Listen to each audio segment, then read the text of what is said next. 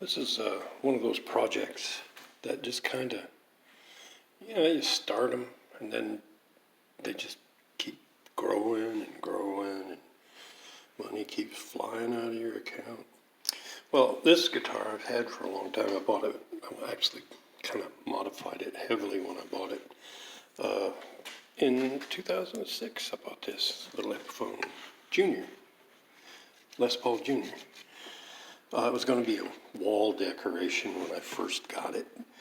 A guy I played music with on the weekend's son had a company where he made signs for trucks and stuff, decals, huge decals, and sitting there playing and drinking some beers, and he says, my son could even make that beer bottle, put that beer bottle on that guitar. So we thought about it, and I said, well, a flat guitar would probably be the best, rather than something that had contours. So I already had a Telecaster, so this was the one I picked, a Les Paul Junior.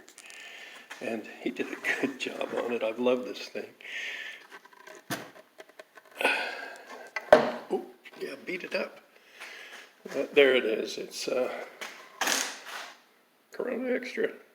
I got just about float a battleship and all that stuff I put away in my youth.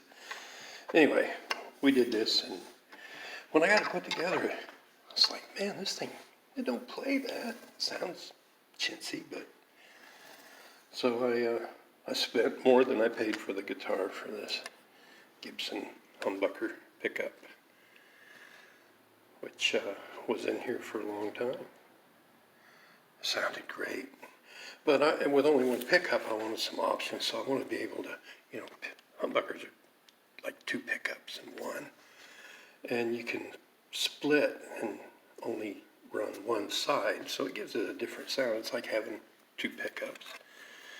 And I bought this switch right here. To do that, it has the switching mechanism in it. You pull it out, single coil, push it down, humbucker. So, hey, that's so easy, man. How easy can that get? Till I got that Gibson pickup out of there, and I realized it wasn't a four-conductor pickup. So I bought this Seymour Duncan. Everything I've heard them in guitars already. They're, wow, awesome, super nice pickup. So it's a four-conductor pickup, so I can use that and have coil switching. Simplest little wiring you ever seen, because there's only one pickup. But then I said, this little green piece here, little capacitor, it's not a very good one. The pot itself is. That's a tone pot. This is the volume. This one will be replaced. So I decided to go with a better capacitor for the treble bleed on it. So there again, the project grew, didn't it? So, that was about the extent of it. That's not too bad. Although this costs more than the original guitar, and this one costs more than that one. And tuning machines were funky, cheap ones, so I decided to go with some better ones, which they're Grovers, real nice. But then you have to open these holes up. So, we went and got bits for that. And so there again, the project grew a little bit, but that's fine. And then I said, wow, look in my workbench, I got a roll of copper shielding tape that I've had around here for a while. So we're going to go ahead and shield all of the interior cavities with this tape to shield it from outside EMI, from interference, lights, fans, a lot of things cause EMI. So we're going to shield all these cavities, tie them all to ground, basically create a couple of little Faraday cages there and tie them together and shield it up. And then with the new tuning machines and the new pickup, and it should be something I can't put down. I've played this since I put that pickup in it, since I put that Gibson in it. And, oh man, what a difference. So I mean, I used to go play places and I'd take it out and people would kind of be smirking and grinning at it. And then as soon as you plugged it in, pulled the volume up on it and hit it once, they had a totally different expression on their faces. So it ought to be a little more like that. I made these knobs out of a Gibson speed knob and a Corona bottle cap.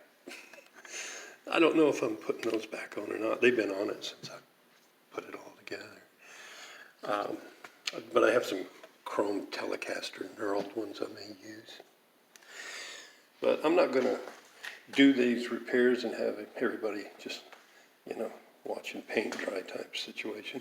I'm going to make a few videos and try to stitch them together as I do it. And so first thing I'm going to do is try to get the tuners on it and try to get all the cavities shielded. And once that's done, I can start the wiring. The wiring won't take but a minute. It's very simple. This thing has a little printed circuit board. Can't get on focus there.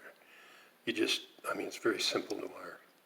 Just a couple of wires in one hole and the lugs. It's simple. 3 little solder jobs. Well, 5 because I'm going to replace this with a lot better capacitor than that little green blob there. It looks like a chiclet. This is an oil-filled capacitor. Anyway, that's all for this one. And when I get all the work done, I'll show you what I did.